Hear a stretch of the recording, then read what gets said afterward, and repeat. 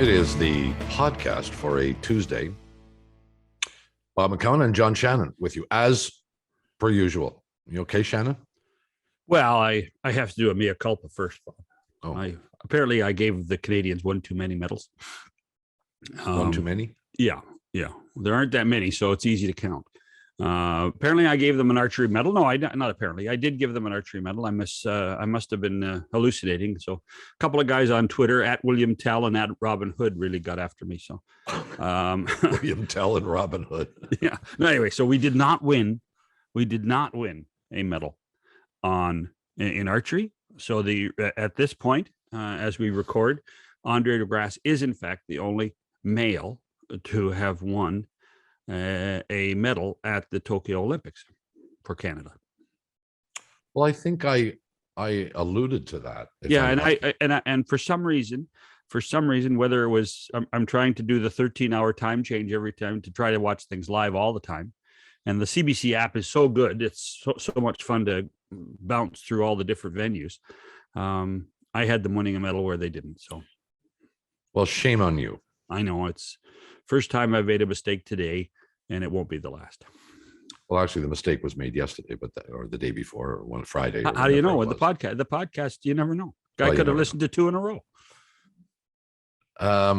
Upcoming, as we record this, both Andre DeGrasse and Aaron Brown have chances for medals, and quite possibly even gold.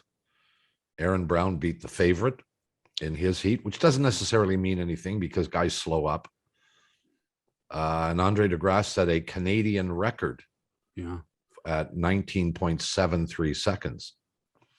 And this is actually an event he's better at than the 100. That's what they say. Well, because he doesn't have the greatest start, but he has an excellent late kick, which he showed in the 100 meters. He was dead last for the first 25 meters of that race, and then poured it on and got the bronze medal. So we shall see how that unfolds. I think that happens Wednesday morning early.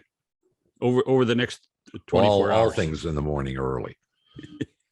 That's redundant. That's part of our problem right now of trying to do. I'm so silly trying to do the time change conversion. I don't know why. Bother? I don't know. That's the old TV guy in me trying to. So what time is that? And what do we put on the score, the board that says what time it is in Canada? But it's 13 hours difference from the Eastern time zone. What if you watch the Olympics, what's your primary channel, or do you bounce? Oh, I have fallen in love with the app. The CBC app, which is on CBC Gem, is fantastic. You can watch replays.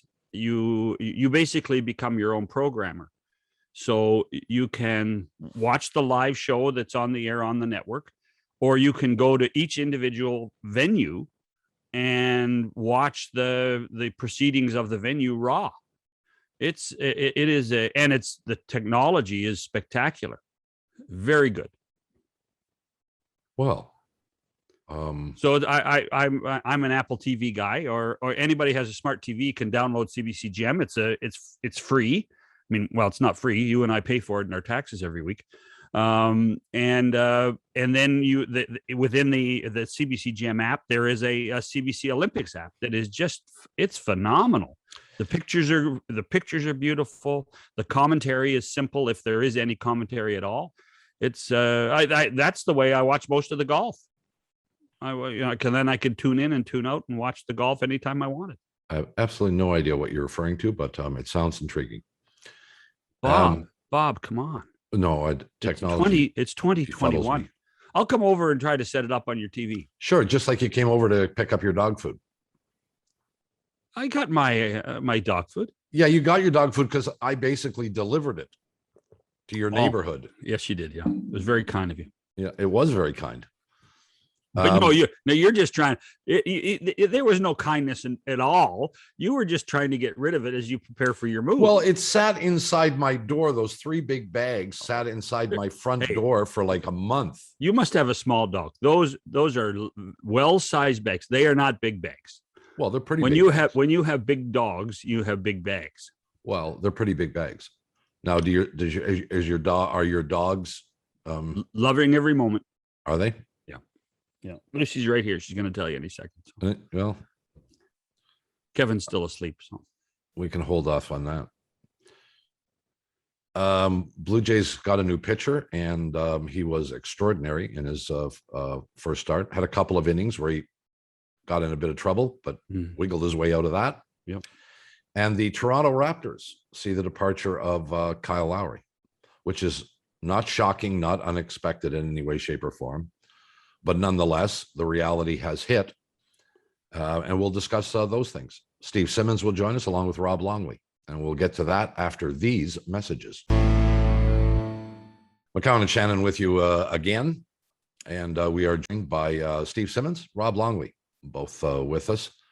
A couple of guys who have spent a few years in this racket.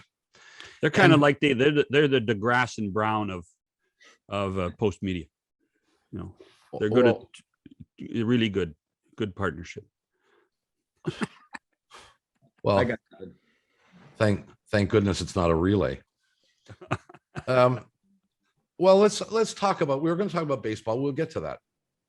The departure of Kyle Lowry has created quite a Twitter in the marketplace, and I guess justifiably so. What bothers me a little bit is this notion that it is unquestioned that Kyle Lowry is the greatest player to ever play for the Toronto Raptors, and I started seeing postings of proposed bronze statues outside of the dome, including your buddy the mayor, or the arena, I suppose, more accurately. What did the mayor? Oh, he piped in, suggesting there might be a statue. Well, and no disrespect intended, but is this a little overkill, Simmons, to you? It's a touch of overkill, but it's not Toronto or Canada overkill, if you can understand the distinction I'm making. If we were in New York or Chicago or Los Angeles or Boston, and Kyle Lowry was moving on, it would be a headline and it would be a column, and there would be consternation of some kind, but there would be none of that greatest of all time and all what you're hearing in the past 24 hours and maybe hearing since the season ended.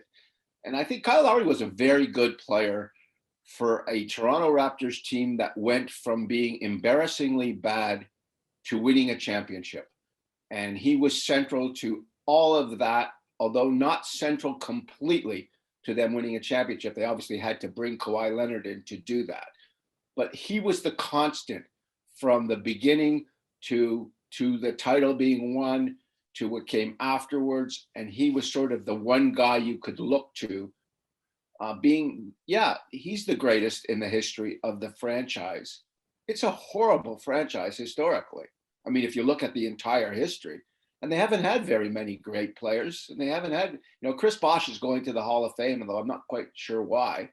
And so, Kyle Lowry had a great run, and it was great to watch him grow up. And I don't mean grow up like he needed to grow up. I mean, just naturally. Mm-hmm. We all grow up between the ages of 26 and 35. We all change. And I think what we saw in Kyle Lowry was he went from being a guy that was really hard to like to a guy you couldn't stop loving. I'll give you that. I think that's what happened more than anything else here. Now, so he was here how long? Longly? 9 years? 9 years. 9 years.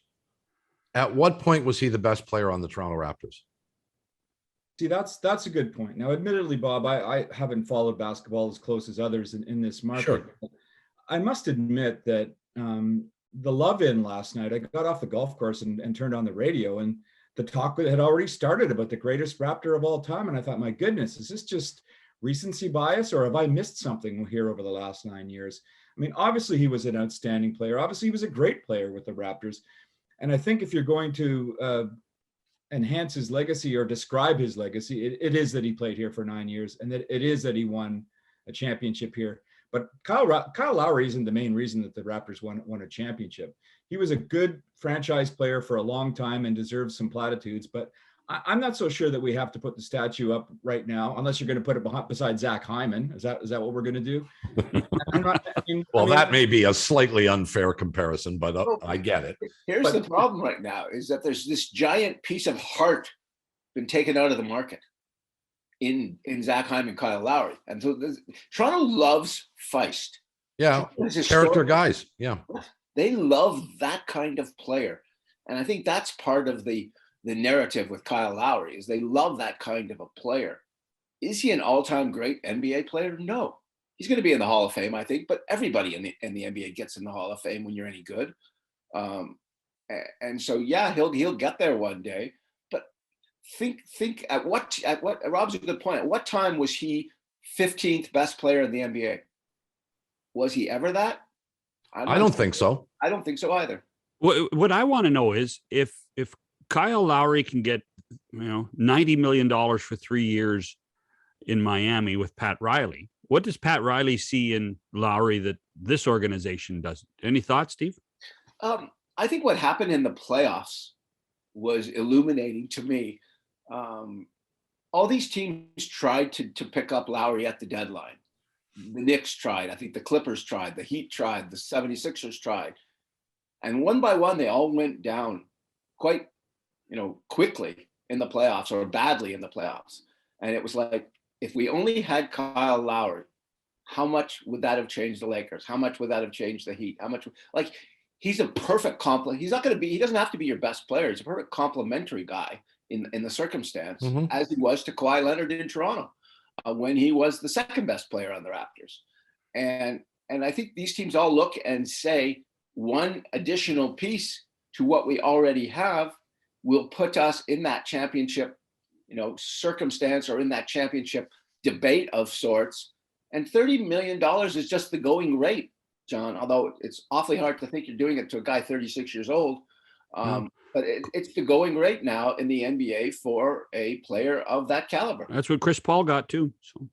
Yeah, I mean, almost by definition, that's what you're paying for when you pay that kind of money, is not a role player, but a good complement to the stars in the team.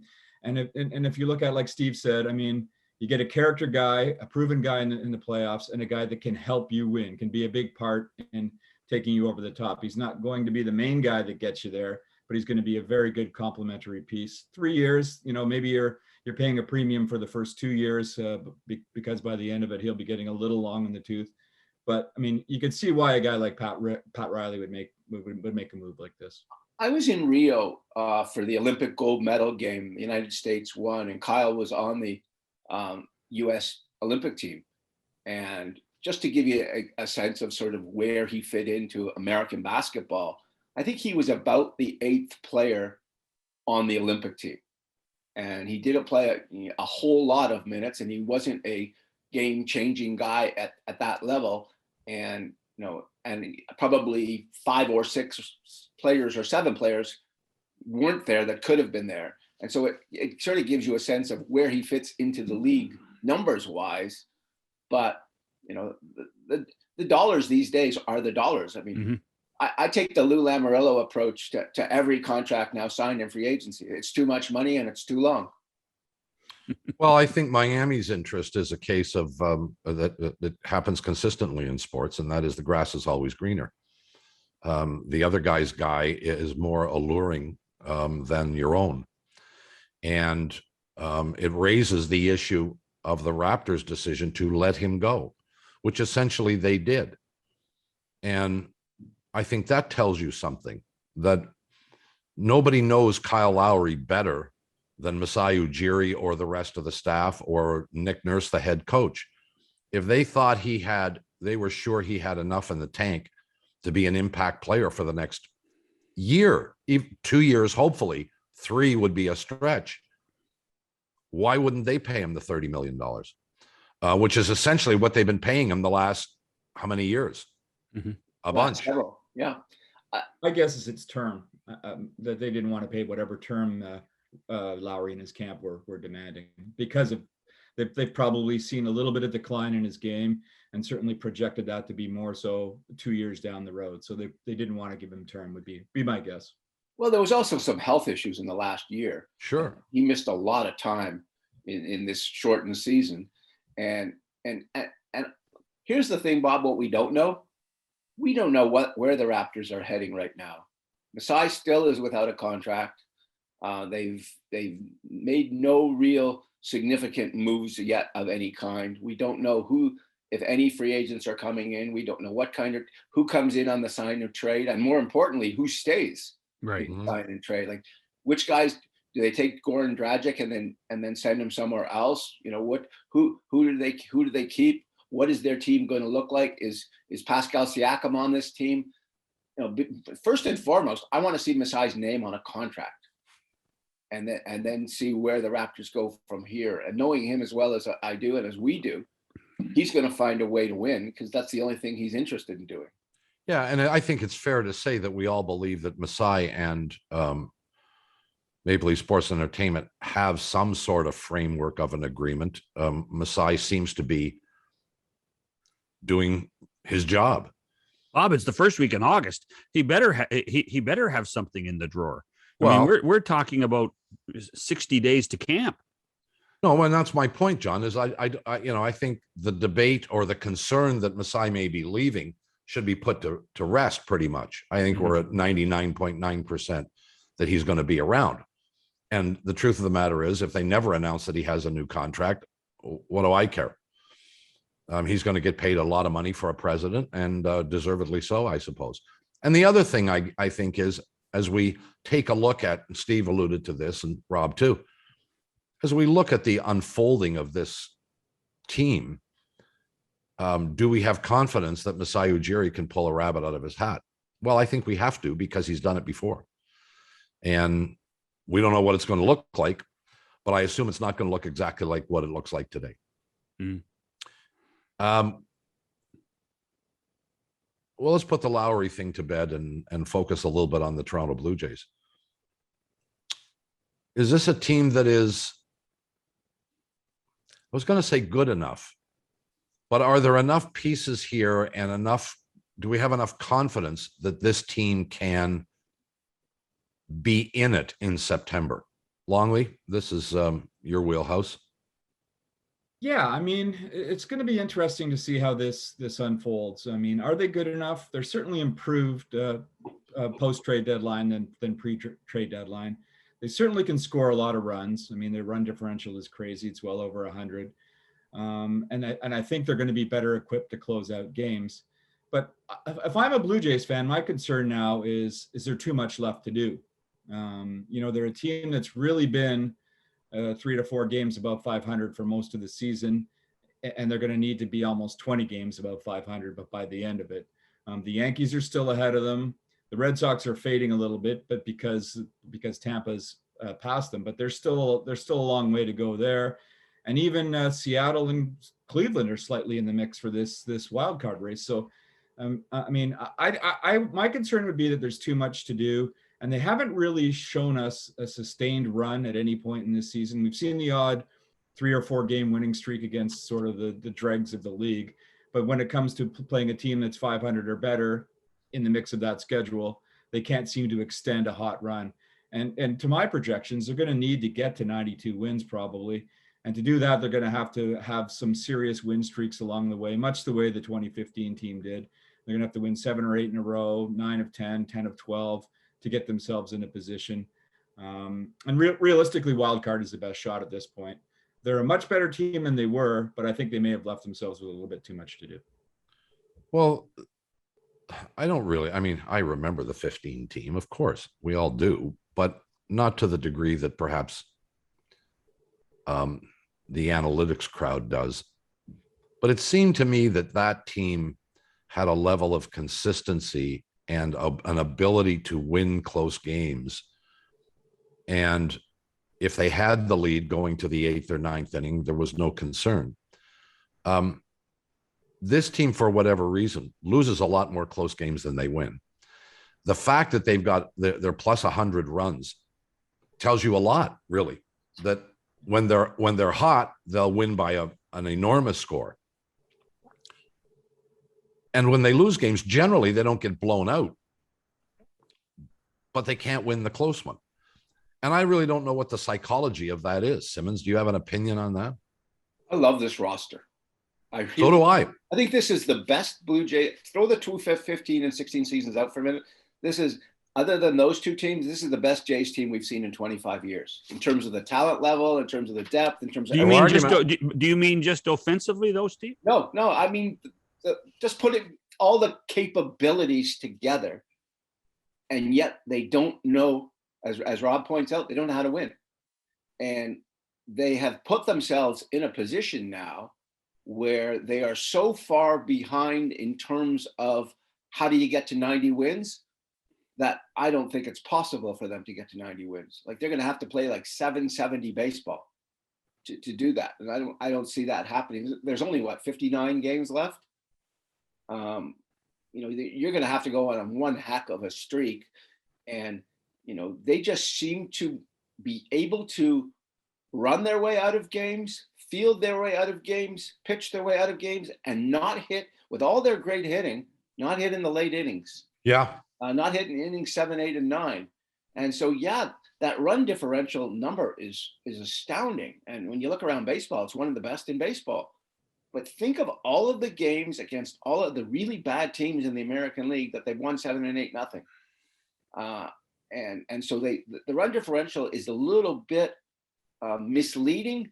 Oh, it's a lot misleading. Because it's not. I'd love to see the run differential versus 500 teams versus the run differential versus non-500 teams. Well, here's what I did the other day. I went and looked back at all their blowout wins.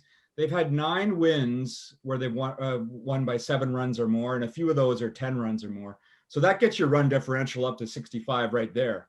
I mean, obviously, anytime you have a positive run differential, you're going to have the odd blowout win. But 9 or 10 games winning by 7 or 8 runs, I think that kind of makes it a bit of a misleading statistic. But Rob, isn't the one thing that's in the Blue Jays' favor is their schedule? That's the other thing. Yeah, I mean, they did have a tough early schedule, and they've got a lot of lightweights coming home. I mean, they're almost done with Boston, but a lot of lightweights where they're going to really have to beat up on and sort of get on that kind of run that I mentioned. And to me, I mean, I'm already looking at the last weekend of the season. The Yankees are in for 3 games, and there's a really good chance that that's going to decide whether they're going to go to a wild card. But they're going to have to make sure they take care of business against the lesser teams of the American League along the way to even make that final series meaningful at all. But I'd like to see the schedule actually different for them, because I'd like to see them having more games with Boston and more games with the Yankees and more games with Tampa, because then they got a chance to gain ground. When you're where they are, the 4th team in the American League East, I think they're 4th or 5th in the wild card race, then every time you win a game, one of those 4 teams is going to win. So you need, on the nights you win, you need 3 or 4 teams to lose to gain ground. Mm-hmm. And it's just so difficult to gain ground when you're not playing the teams that you got to catch. Yeah, their 3-game winning streak over the weekend when they moved back to Toronto, they gained almost no ground because everybody else was winning. Steve makes a good point. And when you don't play them head to head, you just don't have that opportunity. Let's take a quick break. We'll talk more about the Blue Jays and their fate this season when we come back after these messages. It's McCowan, it's Shannon, it's Simmons and Longley as we are in the midst of conversation about the Toronto Blue Jays. The pitching staff, I mean, Steve said earlier he loves this 25-man roster. I would say to you that there are still question marks and holes in this roster, but the starting pitching staff, after much chagrin in the early part of the year, if they remain healthy, might be as good as just about anybody's in baseball. Yes or no, Longley? Yeah, I think that's a fair statement. I mean, the biggest issue that they've had pitching wise, of course, has been the bullpen, and you talk to anybody on the team off the record about that, and they'll willingly admit that. Now the bullpen has been bolstered a little bit, but it's really going to come down to starting pitching, because we've seen it, Bob. We've seen it all season that these guys are pitching deep into ball games, something we haven't seen for a couple of years around the Blue Jays. And when you acquire a guy like Berrios at the trade deadline, now all of a sudden you've got really, in theory, 3 horses at the top of the rotation, and then you can tweak the 4 and 5 spots as needed as you go along. But when you got Ryu and he's hitting his spots like he does when he's on his game, when you've got Robbie Ray having the kind of season that he has, and now you add Berrios, that's 3 horses there. And I think we're still going to see some really good pitching from Alek Manoah down the stretch. I mean, this guy's a really competitive dude, and he throws it hard, and he seems to be, he's never lacked confidence, but he seems to be really learning how to pitch at the major league level. And the fact that he was brought up so early is going to make him an important guy in September. So if you have 4 guys in a 5-man rotation, you're pretty much as good as anybody in the American League, and certainly as good as anybody in the division. Well, that's the frustration in all of this. The frustration in all of this is if they ever got to a playoff round, you know, you can set up your rotation anyway, but you got 4 guys that are all really good. And, you know, Ray has been one of the best starting pitchers in the American League this year. We know what Ryu is. You know, we know what Berrios is. And every time I watch Manoah, I'm more and more impressed. The frustration is that this team with this rotation at this time may not get there because it's just too hard and it's too far. And they've put themselves, and I don't even understand how, they've put themselves in position. Yeah, the bullpen has been bad, but everybody has. You look at the teams ahead of them. The Yankees have been lousy all year. How they're ahead of the Jays, I have no idea. The Boston Red Sox roster is unimpressive. They're 8 games up? Mm-hmm. You know, how is this team with all this talent not better? How come it doesn't have more wins? How come, you know, I just don't understand how it is that this group has put themselves in a position to play 775 baseball to just make it to the wild card game. Allows you bullpen. That's what does it, man. If you don't have a bullpen, you don't have anything. And you can see it, you can see it in the frustration around the manager. You can see it in the frustration around the players. When you lose too many games like that with the bullpen coughing it up, it happened again on Sunday. It's tough. It's almost impossible to be a sustained success without that. Well, even more so, given the nature of the way the game is played today and the use of starting pitchers, who you don't want anybody to throw more than 100 pitches most of the time, and you want to yank them after 5 innings or 6 innings or 7 would be like absurd. And so now what happens is now you rely on your bullpen, and you don't just rely on one guy. And this is the other, if there's a piece of the puzzle that seems to be missing to me, and maybe it's missing in all of baseball, is the long reliever. The guy who can come in and give you 2-3 innings on some kind of regular basis. The guy who could bridge you from the 6th inning to the 9th inning in your closer. The Blue Jays will use 2 or 3 pitchers to get to the 9th inning. And when you do that, it seems to me that you're running the risk that at least one of them ain't going to have it that day. And you know, the analytics tell you one thing, but your head and your eyes tell you something different. Or am I just an old coot, Simmons? No, I agree with exactly what you're saying, and it drives me nuts. The 100 pitches drive me nuts. The can't go into the order 3 times drive me nuts. There's so many things that they're now doing. I mean, we saw it in the World Series. You know, in for the most extreme example you could come across. And it failed. Yeah, and it failed. You know, Bob, we've been around long enough to see when you have a guy who can be that middle guy, who can come in the 3rd and pitch to the 6th, who can do that. I think it's an incredible value to have one of those rubber-armed kind of guys. Mm-hmm. And most championship teams historically have had them, and it seems now very few teams are using them because it's an inning or less per pitcher now, and you can't expose anything to anybody. And so, yeah, the numbers have changed everything, but I'm a great believer in finding roles for players. You know, you're my 9th inning guy. You're my 8th inning guy. You're going to pitch 7th. If the starter gets knocked out, you're in for the next 3 innings. I like having that on a ball team, and frankly, don't care what the numbers say about it in respect to that. It's funny I would have told you 5 or 6 years ago, that's the way every Major League Baseball team was going. There was a time, you know, in the last decade where teams did have that 3 inning guy. And I want to, Rob, any idea what changed? I mean, why did it go away as quickly as it appeared?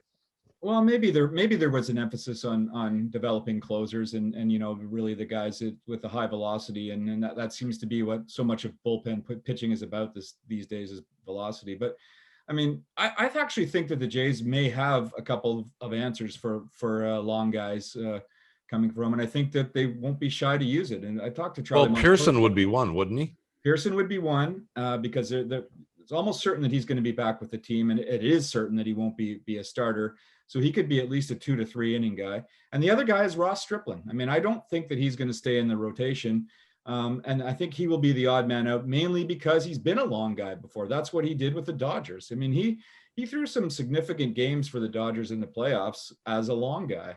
And he's a proven success at that role. And the Jays acknowledge that they need that. I mean, man, you're going to need some guys to get you from the 5th to the 7th or the 8th.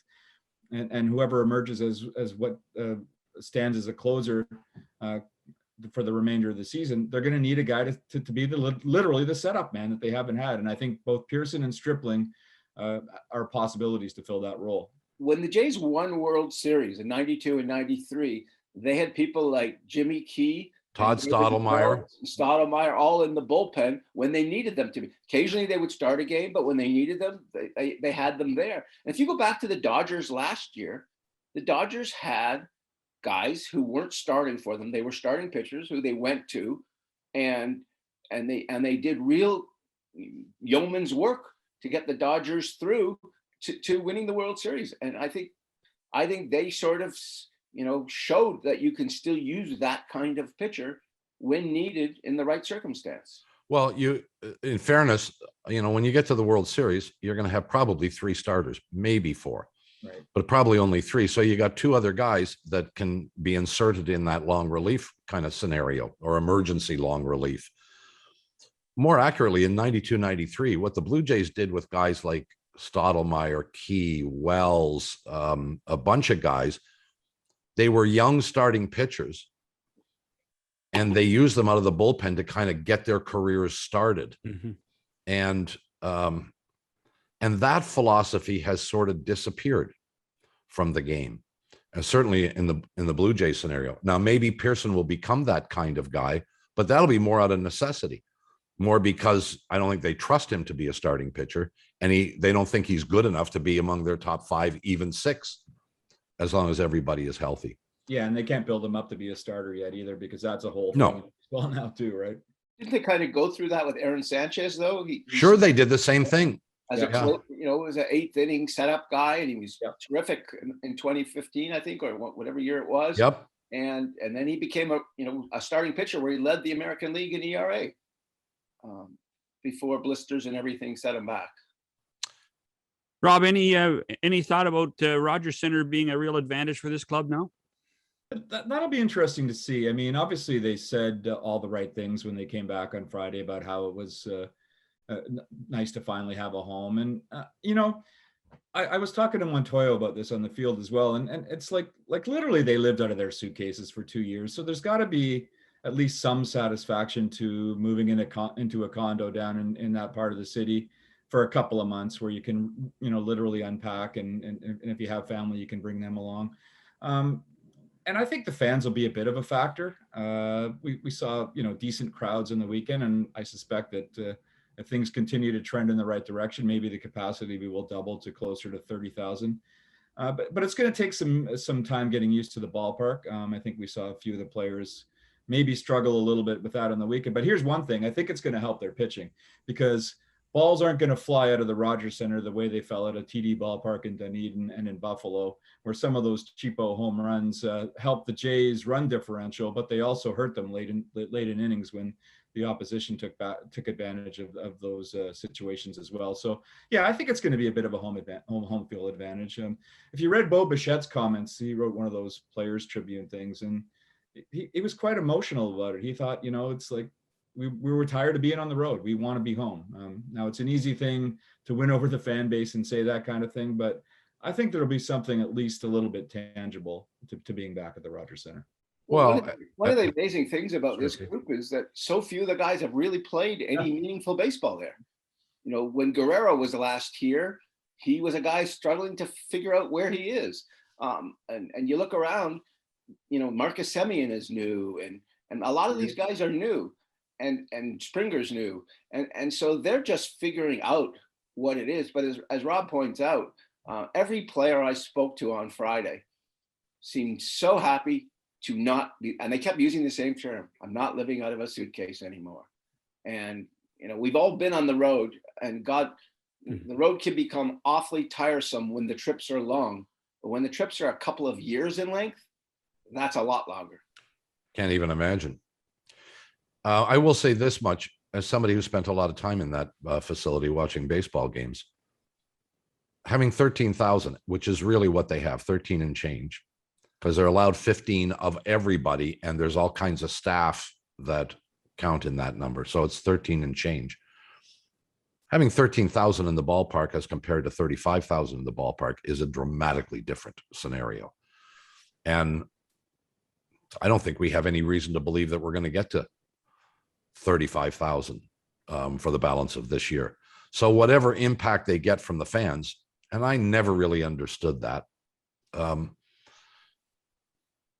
is going to be mitigated by the fact that there's only 13,000 there. It's kind of like the Oakland A's playing at home, Steve and I had this discussion the other night. It's pretty cheap, 30,000 in that place for it to feel like a real, home crowd. Yeah, I think you need 30. It sounded pretty good on Friday night, though. And that could have been because it was the first game. Yeah, and they can crank up the audio, Simmons, But they had all the people together where's the social distance? I was going to say, I'm not sure they're supposed to do that, are they? Yeah. No, but they were all kind of together. And I thought, Toronto crowds for every sport are kind of quiet. Like hockey crowds are quiet. Basketball crowds basketball is a little different, but the hockey crowd is quiet, and the baseball crowd historically is quiet. That was a good, noisy Blue Jay crowd. Now, again, first game, first time for everybody being there. So I don't know if that's the way it's going to go the rest of the season, but there was atmosphere. There was a lot of atmosphere, I thought. Well, if they can get to 30, you'll see a lot more atmosphere. Hey, Rob, I got to ask you, you were actually on the field talking to a player around the cage. I mean, what was that like? That was like a really weird thing. I mean, we're all zoomed out in this world now, and it was, on the Blue Jay beat, and I'm sure it's the same with the other beats. Like it's just the players are tired of it, the media is tired of it, the manager's tired of it, and you can't talk about anything. Like you can't develop a relationship with somebody over Zoom. You've got to spend time and baseball, it's the best. You guys have all seen it. You could just spend time by the batting cage, just shooting the breeze with guys. Go in the dugout, talk to a player, talk to a manager, and that's how you develop those relationships and trust, and eventually can do a better job at covering the beat. But yes, like almost 2 full years of not being able to do that, it was kind of nice to be on the field and just catch up with guys for no other reason. One conversation struck me, and talking to Romano, who's from the Toronto area, relief pitcher with the Jays, and we started talking about how many tickets he had to buy for the game on Friday night, and his grandma, who he hadn't seen in 2 years, was going to be there, and his parents were going to be there, and his cousins and his uncles and this and that. And I'm thinking, there's not a chance on a Zoom call that we're getting into this kind of details and no, of course, kind of the richness of stories. And that's what I think has been missing from all of sports, is that we're all in these little boxes, and we all get our one question and maybe a follow-up on a good day. And then it goes to the next guy who gets his question, which is completely unrelated to the question I just asked. And so it goes. And so there's no flow to any interview, and there's no eye contact, and there's no, as Rob points out, relationship made and or built. And that's, we started the day talking about Kyle Lowry. One of the things I'm going to miss the most about Kyle Lowry is the 9 years I've spent, sparring with him and learning to understand him, and him learning to understand me. And we had a great relationship over the years. And that's what happens when Rob's there at the ballpark every single day. Everybody knows who he is, and he's got Josh Donaldson waving to him from third base when they're playing in Toronto, kind of thing. And maybe that's going to come back again. Well, personally, we miss it. I think professionally we miss it. The question still to be answered is how much of this kind of Zoom reality continues when we get to the point where we're safer than we are right now. I suspect a lot more than we would like. Guys, we'll let you wander off. We'll watch with interest as the Blue Jays try and secure a postseason berth. They will have to win more than 60% of their games. Our producer lets us know, in order to get to 90 wins. And that doesn't even necessarily get you to where Longley thinks they'll need to be. You said 92, you think? That's my projection. Yeah. Yeah, I can't disagree. Guys, always our pleasure. We'll bug you somewhere down the road. We thank you very much for your time, and we'll see you soon, I hope.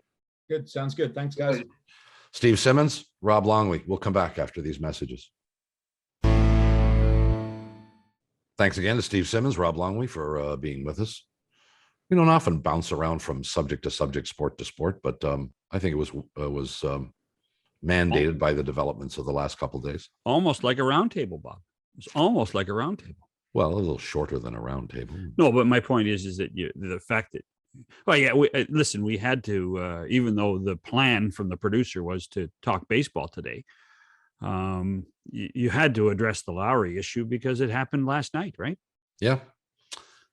And this Blue Jay team, I agree with, I think it was Simmons who said, I mean, I really like this team. I really like the makeup of this team. I think they have talent everywhere. They have flaws, though. That's why, I guess that's what I was alluding to when I asked. But the flaws, the bullpen is a big question mark. Starting pitching right now looks solid as a rock. Now they got to stay healthy. You don't think the left side's a flaw still? Espinal third base is great. I mean, he's not your traditional third baseman. He's not a power hitter. Right. He's hitting over 300 and fields as well as anybody. No, I mean, I don't know where they're going to play Dickerson. I mean, he's a fifth outfielder, right? And he's got talent, and he's going to pinch hit occasionally. I mean, you can't play five. You can't play five guys, Bob, in the outfield. You can't play five. So there's the only thing I keep coming back to is they're being hurt by the way the game is played today, probably as much or more than any other team, because their bullpen isn't solid enough to keep them in games. Right. And for whatever reason, they don't have that magic thing where they believe they will win every day. They believe, okay, we're down 2 runs going to the 9th inning. Well, we'll score 2. Right. I don't know. I don't think that's tangible. Maybe it's all in our heads, but we certainly have seen Blue Jay teams that have that in them. Mm-hmm. And this team does not, at least to this point. Not yet. And it's funny because I thought, and I know it's not an overnight thing, but that was what George Springer was supposed to bring to this team, that kind of attitude. That absolute confidence that we're never out of a game. Right. Now, and maybe it's coming, maybe, and we know it takes time. I mean, you can't, despite what you saw in 2015, when at the deadline they were 1 game under 500, you can't flick a switch and expect things to happen. So the other thing, I assume this also helps the fact that there was some concerns about Ryu's arm and being tired, but with the third starter, it probably, I know where you're going. I know where you're thinking. No, what? No, just if starting pitcher's a starting pitcher and get him out there as long as he wants, as long as he needs. Well, let him throw till his arm falls off. Yeah, right. But I assume that everything will help get Ray and Ryu through the rest of this season. So. Well, I think you got to be more concerned too with Manoah. I mean, we've gone through, this is a guy who hasn't thrown very many innings, right, historically, and he's getting damn close to where, are they going to shut him down? We haven't had that conversation. Is there a number at which they shut him down? Because the guy keeps going out there and throwing 6-7 innings effectively. And other than that little blip where he missed one start, maybe 2. Mm-hmm. He's been pretty solid and pretty reliable. But the innings are starting to chalk up. And at what point do you get concerned about that? And I do have that concern a lot more than how many pitches a guy throws in a day. In any event, we'll continue this discussion for however long we stay alive. Because I don't think what an What an optimistic. Well, I just don't see my opinion changing on any of this. So far, nobody's been able to change it. All right, let's get out of here. Okay. We thank you for watching. We thank you for listening, whatever the case may be. And we'll catch you tomorrow if the creek don't rise. For Shannon McCowan, see ya.